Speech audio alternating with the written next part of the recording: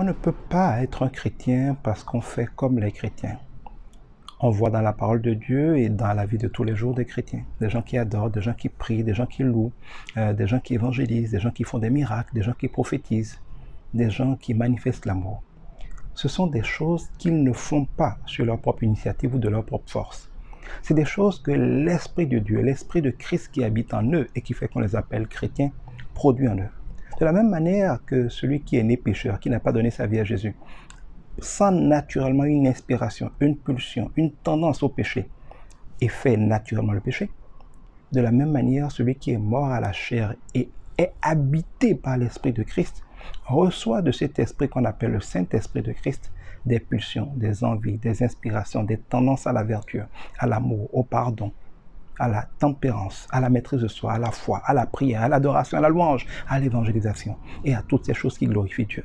Cela veut dire qu'un homme naturel ne peut pas décider de vivre la vie chrétienne si ce n'est pas parce qu'il est mort à sa vie naturelle et que l'Esprit de Dieu en lui produit naturellement, inspire naturellement et donne naturellement la capacité de faire ces choses. On ne peut pas donc, en imitant les œuvres chrétiennes, croire qu'on est devenu un chrétien. C'est parce qu'on est devenu un chrétien, parce qu'on a changé de nature spirituelle, que la nouvelle nature spirituelle qui est en nous produit naturellement comme fruit les œuvres chrétiennes qui plaisent, qui sont merveilleuses.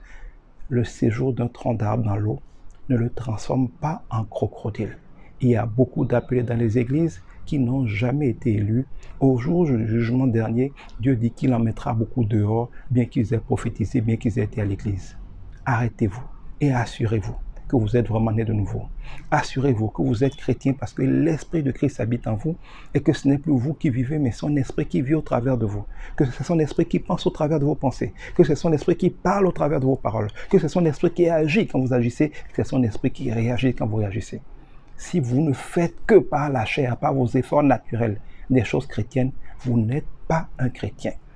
On est chrétien quand sa nature spirituelle, quand le cœur a changé et qu'il produit naturellement les œuvres chrétiennes. Un poisson qui saute hors de l'eau donne l'impression de voler quelques instants, mais il ne peut pas voler des heures. Un pécheur qui n'est pas né de nouveau peut faire quelques bonnes œuvres, mais il ne peut pas vivre la vie de l'esprit. Parce que ce qui est né de la chair sera toujours de la chair et fera toujours les œuvres de la chair. Il n'y a que ce qui est né du Saint-Esprit qui peut faire les œuvres du Saint-Esprit. Assurez-vous d'avoir la vie spirituelle de Christ et pas simplement de faire quelques œuvres chrétiennes. Que Dieu vous y aide.